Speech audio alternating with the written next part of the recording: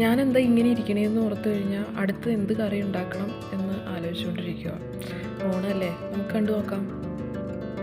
ഇതാണ് ഇന്നത്തെ നമ്മുടെ ഓണത്തിൻ്റെ പൈനാപ്പിൾ കറി. ഇത് ഞാൻ ഉണ്ടാക്കിയ പൈനാപ്പിൾ കറിയാണ്. ഇത് എനിക്ക് ഉണ്ടാക്കാൻ അറിയില്ല, പക്ഷെ ഞാൻ യൂട്യൂബ് നോക്കി ഉണ്ടാക്കിയതാണ്. ഈ പൈനാപ്പിൾ കറിയുടെ പുറകിൽ വേറൊരു കഥയുണ്ട്. കഥ എന്ന് പറഞ്ഞു കഴിഞ്ഞാൽ അതൊന്നുമല്ല. കൊച്ചിലെ നമ്മൾ സദ്യക്കൊക്കെ പോകുമ്പോൾ, കല്യാണത്തിനൊക്കെ സദ്യക്ക് പോകുമ്പോൾ ഈ പൈനാപ്പിൾ കറി ഇങ്ങനെ എല്ലാവരും ഇട്ടിട്ട് പോകും. സദ്യക്ക് ഇട്ടിട്ട് പോകുമ്പോൾ അതിൻ്റെ അകത്തുള്ള ഫസ്റ്റ് നോക്കണത് മുന്തിരിയാണ്. അതിൻ്റെ അകത്തുള്ള മുന്തിരി ഒരെണ്ണമെങ്കിലും കിട്ടണം എന്നുള്ള ഇതിലാണ് ഇരിക്കുന്നത്.